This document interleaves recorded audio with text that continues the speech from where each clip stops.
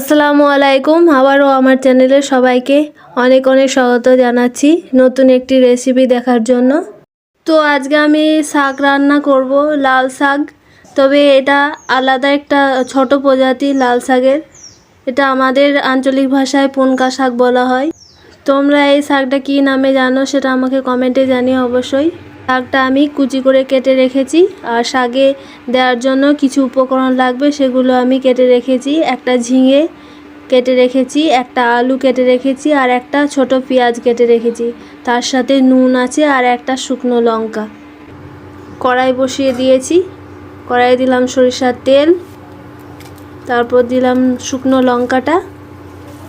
তেলটা হয়ে গেছে, এবার আমি পেঁয়াজটা দেব।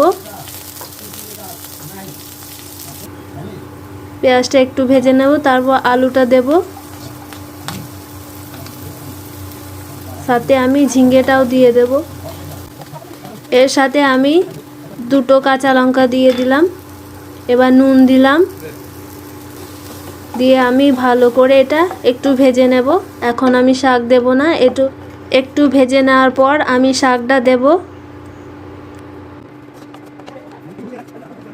এবার আমি একটু জল দেব আলু আর ঝিঙেগুলো সেদ্ধ হওয়ার জন্য।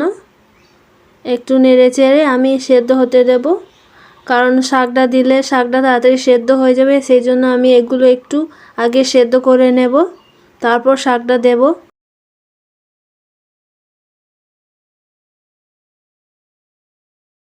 হালকা সেদ্ধ হয়ে গেছে, এবার আমি শাকটা দিয়ে দেব।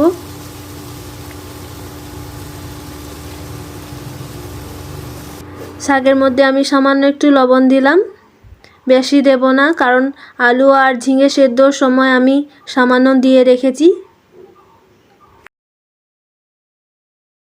এভাবে আমি শাকগুলো 2-4 বার ভালোভাবে নেড়ে নেব। এবার শাকটায় আমি ঢাকনা লাগিয়ে দেব, 3 মিনিটের মতো রাখবো। 3 মিনিট হয়ে গেছে, আমি ঢাকনা খুলে দেব। শাক সেদ্ধ হয়ে গেছে। এবার শাকের মধ্যে আমি 3টে রসুন দিয়ে দিলাম।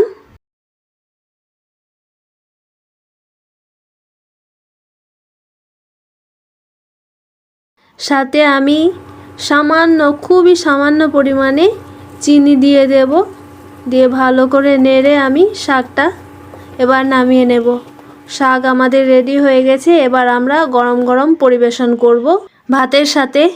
ভিডিওটা কেমন লাগলো সেটা অবশ্যই কমেন্টে জানিও। ভালো লাগলে একটা লাইক করো, শেয়ার করো, সাবস্ক্রাইব করে পাশের বেল আইকনটা ক্লিক করো। সবাই খুব ভালো থেকো, দেখা হচ্ছে পরবর্তী ভিডিওতে। এখনকার মতো টাটা।